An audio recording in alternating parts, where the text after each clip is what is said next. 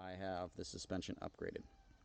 You probably also noticed that I have different color plastics on this thing, and I have a number plate on it. Those also aren't stock on this bike. The KTM 85 fork guards from the late model bikes work on this. I want to think I ordered these for like a 2017 or something, because the newer ones might be a tad bit different. Don't totally quote this video. Look in the description if you're curious about any of this stuff. But these are 85 SX fork guards. This is an 85 SX front fender, and this is an 85 SX number plate. If you have an older model KTM Freeride that doesn't have the updated fender design, you cannot just put these on your bike. The fender screws in through the front of the triple clamp, and you can't just do that on an old bike. It uses a different fender that mounts from underneath. So if you have an older KTM Freeride, I'm gonna guess 2018 and older, maybe 2019, you have to use the older fender and fork guard systems. You can't use the new updated ribbed fender here. And same with the number plate.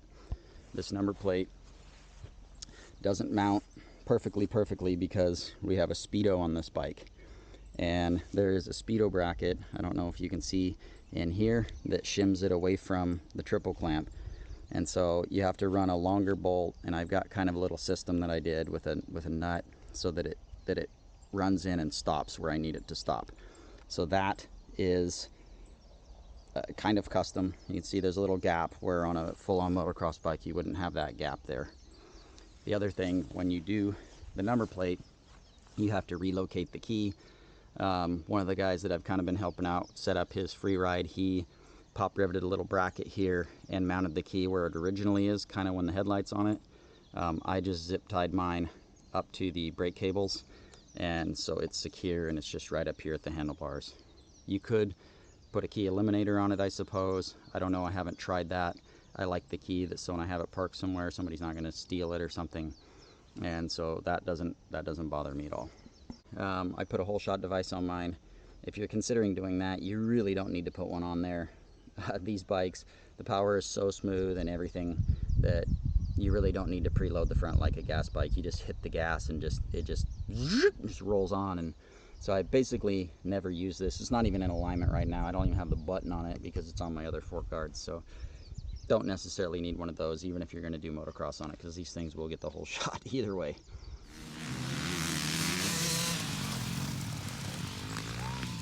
So KTM off-road bikes in general have 4 mounting positions.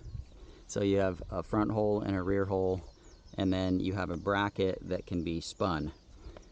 When you spin the bracket, it's longer in the front and shorter in the rear, so it will bring the bike more forward or more backward. The holes will obviously bring it more forward and more backward. I'm running mine, and I think it's called position 3, where I have it in the back holes in the triple clamp, but I have that spun forward, so it's nested in the front a little bit, and it seems to put the fork line and the handlebar line in a pretty neutral position, and that's where I kind of like it. I'll do another video on bike setup and why you should do things the way you should. If you're a beginner rider, I highly advise that you subscribe to the channel so you can see all the stuff that I put up that can help a lot of you beginner riders go through the process of learning without learning the wrong ways. So it'll be on lever and bars and controls setup. I'll do that at some point, so just subscribe so you'll be there when it pops up. I use the stock pad on here. I really like these little stock pads. They're just clean, stay out of the way. Over here on the KTM Freeride, we have an electronic throttle system. There is no throttle cable. There's a throttle wire. It's called ride-by-wire or e-gas, multiple different things. When I got the bike, they have a lot of slop in the throttle. The slop in the throttle is super annoying to me. I don't like that. These bikes, you have to, depending on the mode you're in mode 1, you like have to crank it all the way to there just to get the power to come out of it. On mode 2, it's called enduro mode.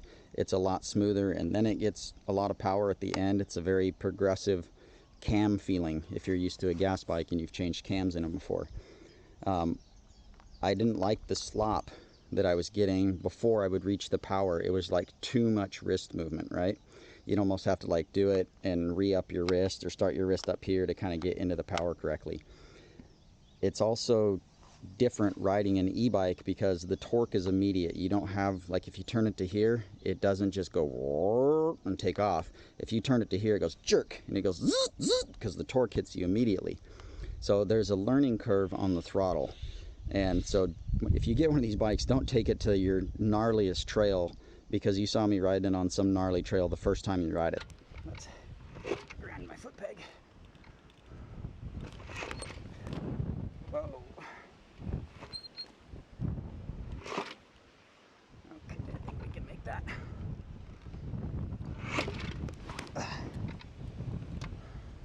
It's not cold down here, that's for sure.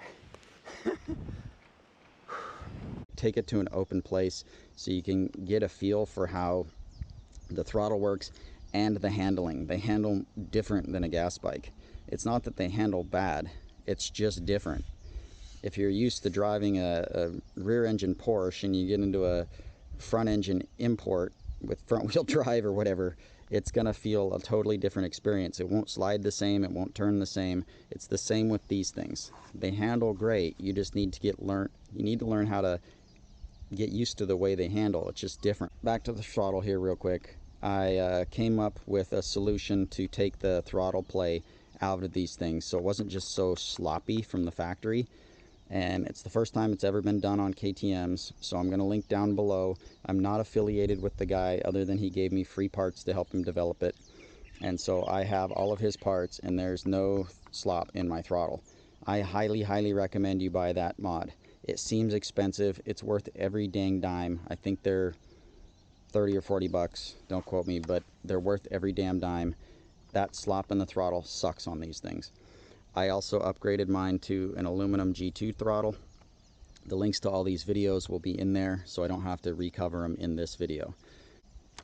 Brake levers have a nice feel to them. They're the Formula Master cylinders.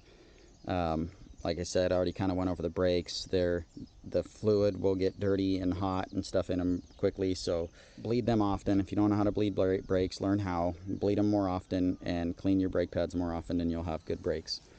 Over to the other side, this has a switch on it for the headlight. I've left it there because I was going to take the headlight on and off sometimes. I almost never do.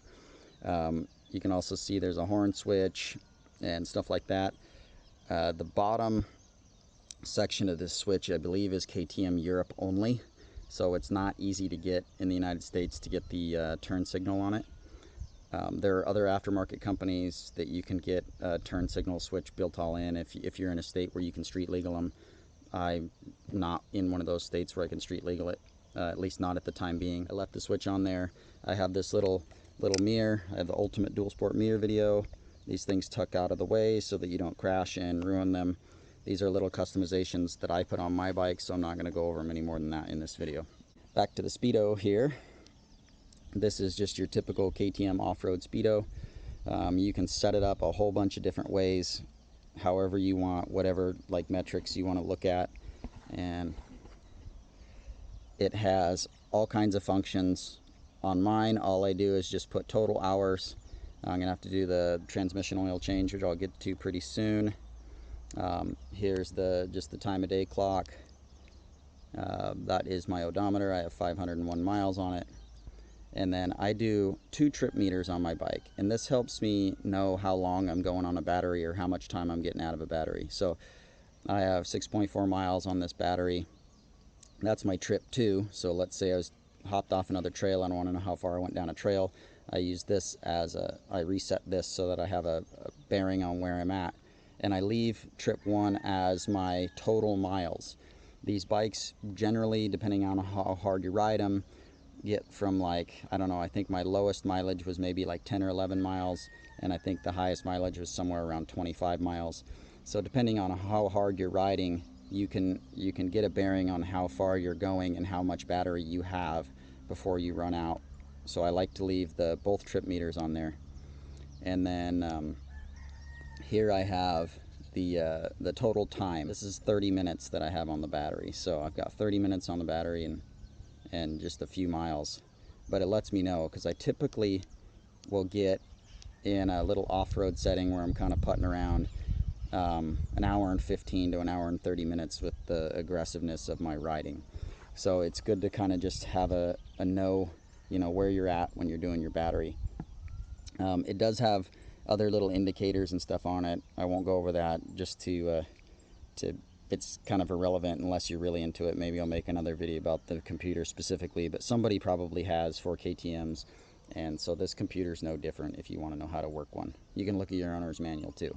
One thing I want to go over here while I'm still in the front end and before I forget is these cables here. The main cable, the main power cable, it takes a big bend here and it can get bound up. I have a video about this, and people have had these crack and break and they lose power to their bike. I would say this is something that KTM needs to address. I don't really know how they're going to do it. I think that maybe they could shorten this little bracket thing or something here so that it doesn't put so much strain on the cable. But what I've done to mine is I just took it out of the cable loop here, and you know, maybe you could snag it up on a tree or a stick or something easier if you were out in the trail, but what it does is it allows the handlebars to steer and not put so much stress right on that joint. So I took mine out of this cable loop. I had a zip tie on it so that it couldn't just get yanked away. I just hooked a little zip tie there and just looped it very loosely so that it wouldn't yank too far away from the bike, but I'm in a motocross type setting most of the time, or a cross country type setting, and it's not a big deal. So I just leave it hanging there. My buddy, I still have just the zip tie hanging on his. For me, I'm going to address the big white elephant in the room here, this crappy single pinch triple clamp. This is something I hope KTM fixes. They haven't yet. They may not because of the entry-level nature of this bike that they're targeting it to, but these triple clamps are essentially, again, from the 85 SX. And this single pinch bolt and this actually pretty small double pinch lower clamp, they're not sufficient for the weight of this motorcycle. If you're going slow, it's okay. If you're even going slow and dump it over, it's really easy to knock the front end out of alignment on this bike.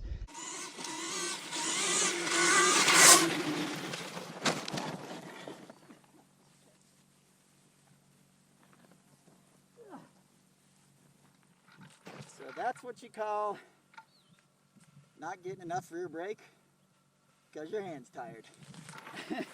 It's a first world problem with this bike, and it gets super annoying to me that every time I dump this over, because that happens a lot. I ride it aggressively. They're not like big crashes or anything, but if the handlebar gets hit, you can actually hear the clamps go and the front wheel gets out of alignment.